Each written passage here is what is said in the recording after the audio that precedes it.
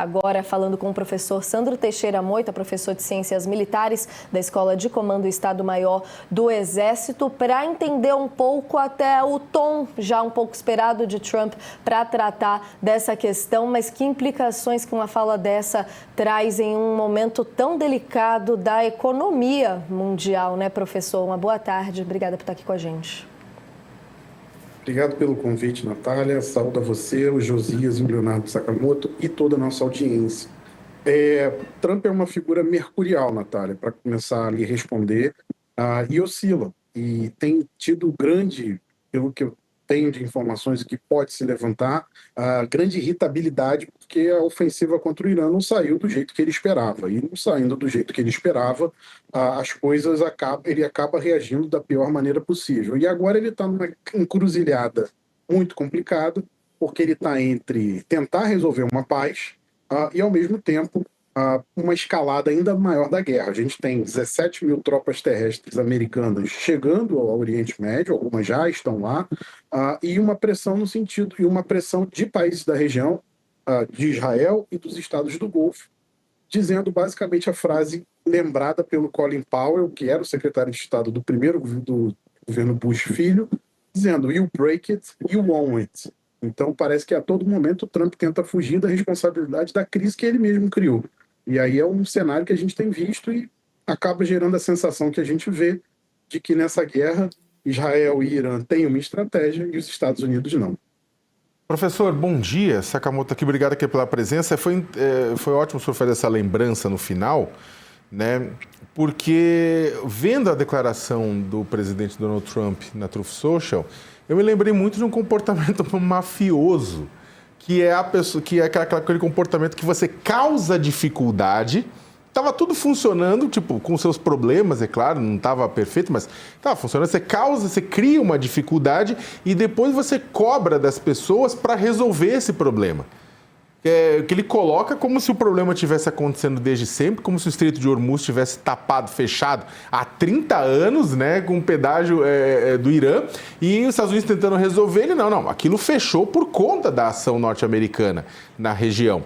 E aí, esse é o ponto. O senhor acredita que essas ameaças do Trump, neste momento, ameaças ao Reino Unido, ameaças à França, ameaças a outros países, mesmo aliados históricos e bastante alinhados, o governo, né, da primeira-ministra ultraconservadora japonesa, etc., estão resistindo a pular nesse barco, porque sabe o tamanho do BO que depois pode surgir com retaliações e afins, né? O senhor acha que essas ameaças, desta vez, elas vão passar batido, o pessoal simplesmente vai ignorar essas ameaças, ou em algum momento o G7 ou mesmo a OTAN vão dar alguma sinalização e vão agir? Leonardo, é uma ótima pergunta, porque eu tive na última semana participando de uma série de reuniões de think tanks europeus, de think tanks ligados a países do Golfo, e a sensação é de que os americanos não vão resolver o problema. Então, alguma coisa vai ter que ser feita pela comunidade internacional, só que não de acordo com os planos do Trump. Então, se a gente for ver, no início da guerra, ele falou do envolvimento dos europeus, a gente viu uma mobilização militar, o porta-aviões francês, algumas fragatas de diversos países europeus, a Espanha, a Itália, Grécia, o próprio Reino Unido e a Alemanha enviaram meios navais para o Mediterrâneo Oriental para proteger o Chipre, aí também garantir ali a defesa da Grécia, porque começou a cair coisa ali na direção, no mar, direção à Grécia. Então, a gente teve essa mobilização, mas o que parece a cada dia, as ameaças do Trump vão sendo meio que descartadas. Então, você lembra bem da Sani Takahashi, a primeira-ministra do Japão, e a gente vê uma coisa aqui muito curiosa, Leonardo. A gente vê uma ideia já sendo colocada de você criar um consórcio que regule o tráfego em Hormuz, porque os países do Golfo jamais vão aceitar que o Irã possa cobrar um pedágio. Então, se ele vai cobrar um pedágio, todo mundo vai cobrar um pedágio. Só que, ao mesmo tempo, principalmente os países asiáticos, que são os principais compradores desse petróleo, consumidores desse petróleo que vem de Hormuz, e que passa ali pelo estreito, não só o petróleo, como também gás natural liquefeito, e, além de tudo, materiais como fertilizantes, amônia, ureia, fosfato, por aí vai, esses países não querem pagar pedágio. E não querem pagar pedágio ainda mais por uma confusão americana. Então, a ideia fica muito clara aqui de que alguma solução vai ter que ser feita, talvez uma missão de patrulhamento de Hormuz de maneira neutra, sem uma ligação com os americanos, e é isso que tem se tentado desenhar no bastidor. O problema é que Donald Trump jamais vai aceitar isso, e nesse momento os iranianos estão muito resolutos, eles também não vão aceitar isso. Então, a negociação que ocorre, ela é muito forte nos bastidores. A gente tem uma negociação já ocorrendo em Islamabad, não entre americanos e iranianos, mas entre paquistaneses, sauditas, turcos e egípcios, tentando levar propostas para os dois lados. E ainda há um fator aí que é completamente que é a carta selvagem aí, a carta sem controle nesse momento, que é Israel. Então, esse também é um fator que deve ser levado em consideração e que acaba dificultando qualquer negociação de paz. Olha, professor, hoje parece muito claro que Israel tem uma estratégia, o Irã também, na sua resistência, tem a sua estratégia, e o Trump, ao contrário, adota um estilo errático, né? As declarações dele levam a uma imprevisibilidade sobre esse conflito, né? Inclusive em relação à duração. No primeiro dia ele dizia que resolveria a coisa em 2 ou 3 dias, depois, no dia seguinte, falou em 4 ou 5 semanas, decorrido uma semana, disse que estava praticamente concluído, agora vai terminar em breve, e nunca define breve, né? O senhor acha que essa confusão retórica do Trump decorre de um caos proposital, ele faz isso de forma planejada, ou falta estratégia? Ele se descobriu no fundo de um buraco que ele mesmo cavou e não sabe como sair dele. É proposital ou é falta de estratégia? Veja, Josias, quando esse conflito começou, eu poderia dizer a você que talvez fosse uma questão calculada, talvez existisse ali um elemento de alguma genialidade escondida, um plano não revelado, mas conforme o conflito foi avançando, ficou claríssimo, tanto por parte de Irã quanto por parte de Israel, que os dois tinham estratégias e o Trump estava na questão errática. Ele sonhava em repetir o sucesso da operação contra a Venezuela com o Irã. O problema é que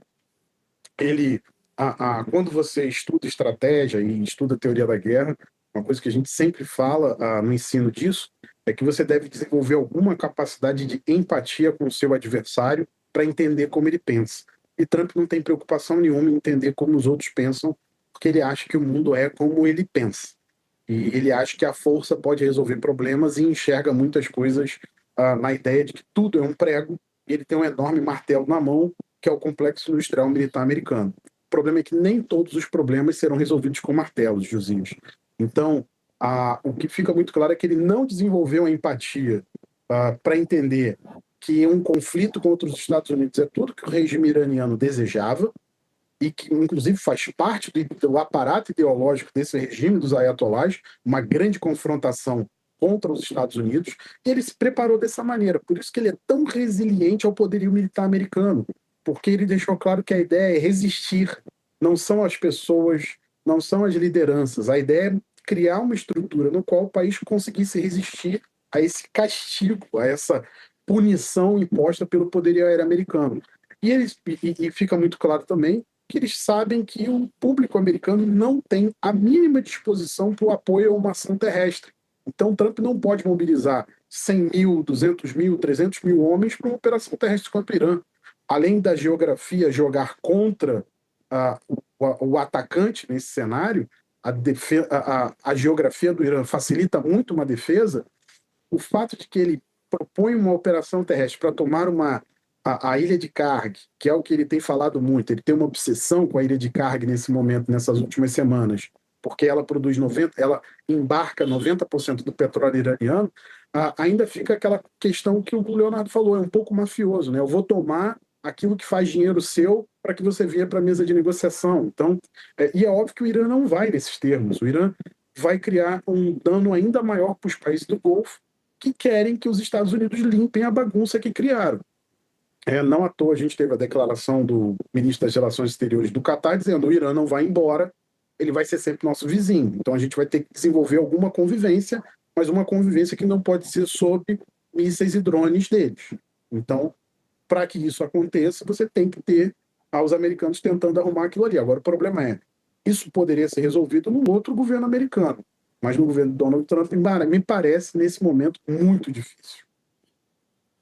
Cedo, inclusive, ontem, estava comentando um pouco sobre a questão econômica no programa que a gente tem cedinho aqui no UOL, a gente falando muito de todo o impacto do fechamento do Estreito de Hormuz, o senhor já trazendo aqui também possíveis impactos de uma incursão terrestre por lá, mas muito importante a gente falar também um pouco do outro lado da Península Arábica, na outra ponta, agora com o Estreito de Bab el-Mandeb na discussão também. Queria uma ajudinha sua para a gente entender aqui o que de concreto a gente já tem sobre ameaças, sobre alternativas de fechamento ao Estreito de Hormuz hoje, o que está em risco disso, qual que é o nível do impacto que a gente pode ter de escalada nesse conflito, nesse ponto de vista econômico também, de fechar rotas que nós temos hoje no mundo.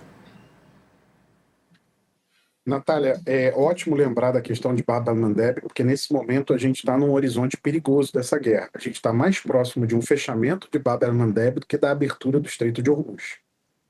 Então, que fique claro isso para a audiência, sem alarmismo, sem um tom apocalíptico, mas dada a escalada que a gente está observando.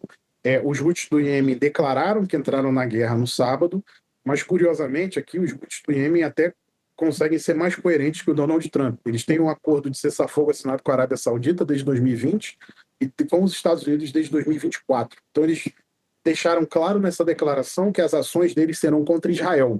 Eles têm atacado o sul de Israel, principalmente a cidade de Eilat, que é um dos principais portos de Israel. Junto com Haifa, são os dois principais portos que Israel tem, né? Um para o Mar Vermelho e o outro para o Mediterrâneo.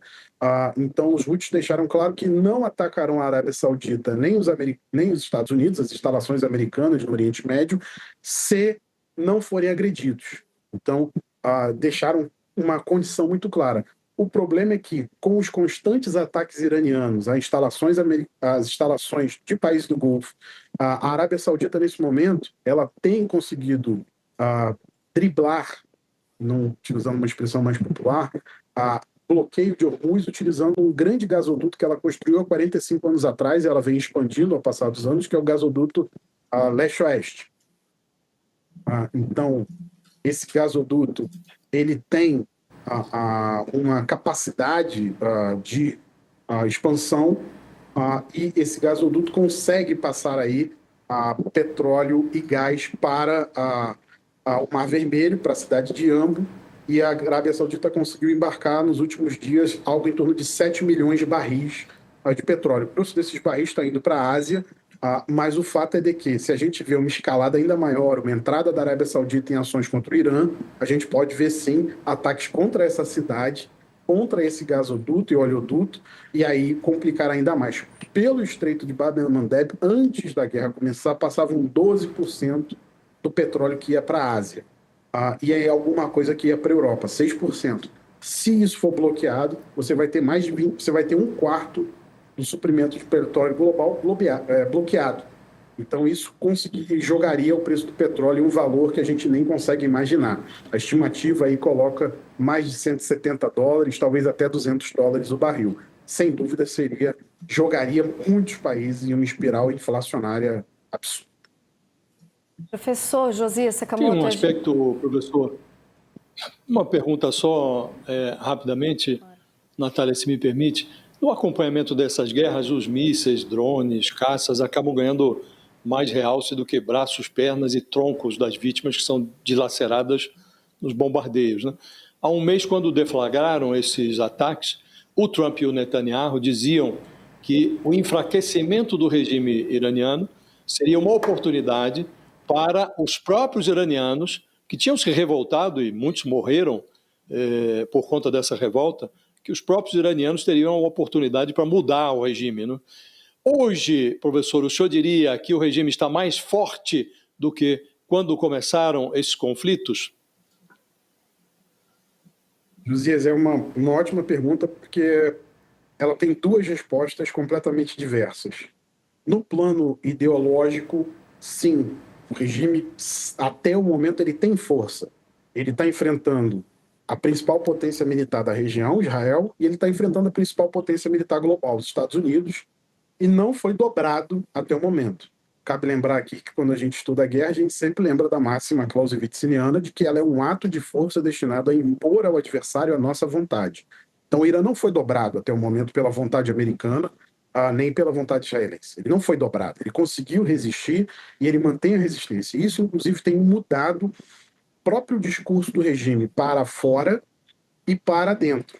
Então, no ponto de vista ideológico, o regime conseguiu até um fortalecimento nesse momento. Não à toa, a gente viu até ontem editoriais da grande imprensa europeia dizendo isso. O Irã, que pode sair da guerra, ele pode ser muito mais perigoso, porque, primeiro, as figuras que foram eliminadas, principalmente no primeiro dia de guerra, por mais que o discurso americano e israelense diga que elas eram radicais, elas eram, em alguns casos, os próprios freios a um radicalismo ainda maior. Então, as figuras que têm emergido e assumido cargos de chefia e liderança do país nesse momento são figuras muito radicais. O comandante da Guarda Revolucionária que assumiu, que é o Ahmed Farid, é uma figura ligada aos atentados feitos pelo Hezbollah na Argentina, tanto de 92 quanto de 94, contra a Associação Mutual Israelense e Argentina e contra a Embaixada de Israel na Argentina. Então, várias dessas figuras são mais radicais. O próprio novo Ayatollah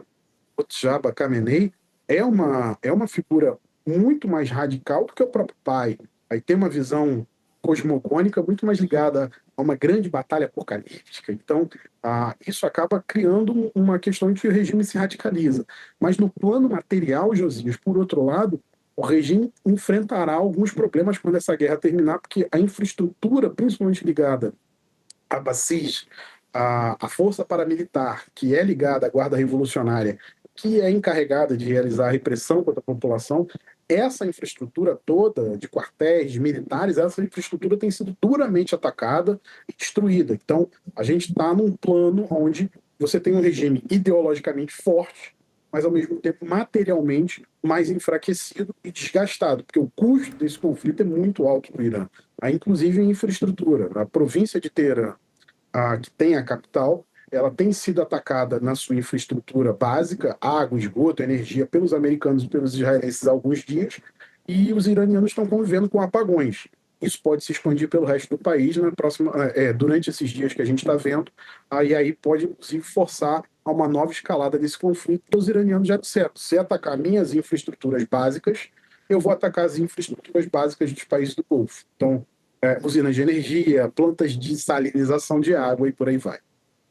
Humanitárias importantes no meio disso tudo, né, professor? A gente quer aproveitar a presença dele aqui com a gente também para repercutir alguns desses últimos ataques, mas vai ser no intervalo. Você que está acompanhando a gente na TV, continuem ligados que a gente segue pelo YouTube.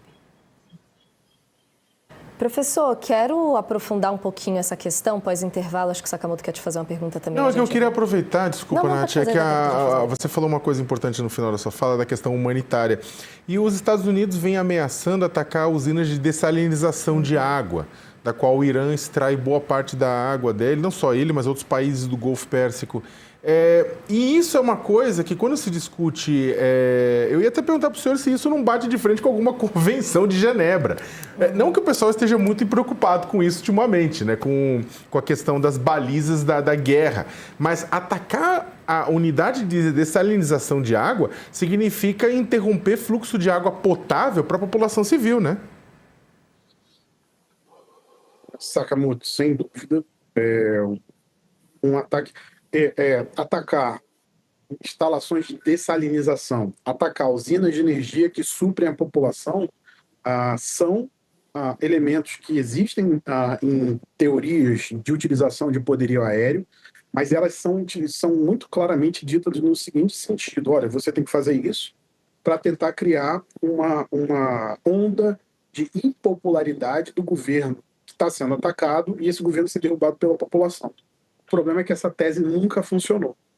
Então, a gente não viu isso com a Alemanha na Segunda Guerra Mundial, a gente não viu isso com a Coreia do Norte na Guerra da Coreia, a gente não viu isso com o Vietnã do Norte durante a Guerra do Vietnã, e nem viu isso com o Iraque de Saddam Hussein na Primeira Guerra do Golfo, 90-91. Mas a questão é que persiste essa ideia, e os americanos, principalmente com Trump, não têm muitos freios na aplicação do poder militar. Isso pode gerar uma questão humanitária gravíssima? Pode, porque os iranianos vão responder atacando as plantas de salinização dos países do Golfo. Em alguns casos, Sakamoto, a questão é ainda pior. Por exemplo, país como Bahrein. 95% da água potável do Bahrein é por via de usinas de salinização. No caso do Catar, 80%. No caso dos Emirados Árabes Unidos, mais de 70%. Então, são países que precisam da dessalinização da água para ter um suprimento de água potável regular. E se você bombardear isso, você vai gerar uma catástrofe humanitária não só para o Irã, mas para toda a região. Agora, é aquela questão. Trump não se preocupa muito, ele chamou com os aliados. É só ver o discurso que ele colocou para os europeus, que foi lembrado aqui no início da entrada. A questão de que no final de semana ele atacou um dos principais aliados dele na região, que é o príncipe herdeiro da coroa saudita, o Mohammed bin Salman.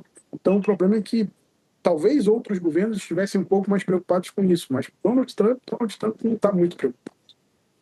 É muito curioso a gente entender isso, até conseguir entender o que pode ser tratado ou não como crime de guerra daqui para frente, a gente ter alguma leitura disso tudo, né, professor? A gente está de volta agora do nosso intervalo com a nossa audiência reunida aqui no UOL, conversando com o professor Sandro. Eu queria uma ajuda para entender duas notícias que estavam bem em destaque hoje no noticiário, tanto internacional quanto aqui, professor, de dois ataques feitos pelo Irã, no caso, do Irã dizendo que bombardeou uma base secreta dos Estados Unidos nos Emirados Árabes e também um alojamento de soldados no Bahrein. Essas duas instalações militares que tinham um número relevante de soldados dentro no momento do ataque que foram atingidos, isso de acordo com informações da Guarda Revolucionária iraniana. O que a gente pode entender desses ataques e o que a gente tem que ficar atento nos próximos aqui? Sakamoto trazendo a questão dos ataques ligados a ambientes de dessalinização de água. A gente não tinha, de certa forma, quando isso começou a ser anunciado, repertório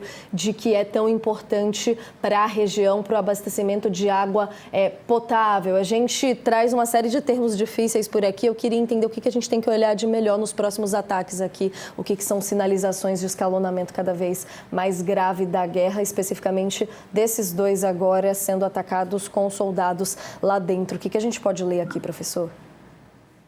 Bom, os iranianos vão sinalizar que eles têm a capacidade de impedir qualquer ação terrestre americana e anunciar ataques como esse no dia de hoje, numa semana em que a gente tem a previsão da chegada do grosso do escalão dessas 17 mil tropas terrestres americanas à região, é sinalizar de que você tem a capacidade de impedir que esses fuzileiros navais americanos, que esses paraquedistas americanos e outros militares possam desembarcar, possam saltar sobre o território do Irã. Então, isso é uma sinalização. A gente tem que lembrar que a guerra não ocorre apenas no uso cinético da força, ela também ocorre no campo informacional. Aí, nesse caso, a gente tem tanto as declarações do Trump de um lado, quanto as declarações da Guarda Revolucionária Iraniana, fazendo vários vídeos para atingir vários públicos e passar uma mensagem de que são capazes de resistir ao poderio americano. Então, a gente... Quando você anuncia um ataque desse, você está dizendo, olha, eu consigo pegar seus soldados e não há bases que estejam fora do meu alcance. Por outro lado, boa parte das bases americanas no Bahrein, bases mais próximas do território iraniano, foram justamente esvaziadas pelos americanos, mas isso é parte da questão informacional. Então, os iranianos vão dizer que acertaram e os americanos vão dizer que a base que foi bombardeada estava vazia. Então, isso é parte também da questão de como esses governos transmitem a informação para fora e para o seu próprio público. Então, aqui, e também como essa informação é percebida tanto na Ásia, na própria região, e quanto na Europa, porque são países que estão desejosos que esse conflito acabe o quanto antes, porque estão sofrendo as consequências disso. Então, já está faltando gás na Europa, a Europa está com o suprimento de petróleo afetado, porque também consumia parte do petróleo que saía, petróleo e gás que saía de Hormuz, e a gente tem aí também, já vocês têm também pensado na questão humanitária, a gente tem um terceiro ponto aí, que é uma crise de alimentos que está aparecendo no horizonte. Porque se os materiais que são necessários para a fabricação, para a produção de fertilizantes, pela China, em alguns casos pela própria Rússia, não estão saindo da região, você tem um problema enorme com o tratado, porque você pode ter aí entre 300 a 400 milhões de pessoas podendo passar fome nos próximos 18 meses, porque você não vai ter produção de alimentos para alimentar essas pessoas, especialmente na Ásia e na África, o que pode gerar onda de instabilidade política nessas regiões. Então, além disso... Não, por favor, Josias. conclua. Então, além disso... Eu queria lhe perguntar... A internet dá dessas, mas pode concluir rapidamente, professor. A gente tem tempo do Josias fazer a pergunta na sequência. Não, eu queria lhe perguntar, professor, porque o senhor fala das consequências da guerra e há também consequências domésticas, né? O Trump está vivendo a sua pior fase em termos de popularidade.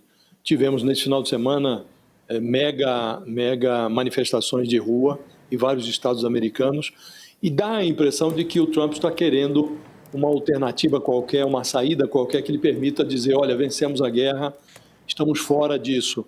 E, ao mesmo tempo, há essa ameaça de levar a guerra para o estágio terrestre, né? Com os soldados americanos colocando ali a bota em solo, como se costuma dizer, né? O senhor descarta essa hipótese, acha que ela é remota, até pelo histórico adverso que isso produz na política interna americana, ou esta é ainda uma possibilidade que não se pode excluir do radar? E acha que o Trump pode sair, de repente, desse conflito, ou ele precisa de um álibi, ele precisa de algo que ele possa apresentar como um troféu? Josias, essa é a pergunta de 1 bilhão de barris de petróleo. É difícil responder, mas eu vou tentar. A questão da possibilidade do uso de tropas terrestres não deve ser descartada. É uma possibilidade crescente. Há uma série de notícias de diversos correspondentes políticos de Washington, americanos e israelenses, dizendo que o Trump está se inclinando para uma operação terrestre ilimitada, ou seja, provavelmente tomar uma ilha, tomar Kargil ou alguma outra ilha iraniana para dizer que conseguiu alguma coisa, criar uma possibilidade de negociação, criar uma possibilidade de negociações com o Irã.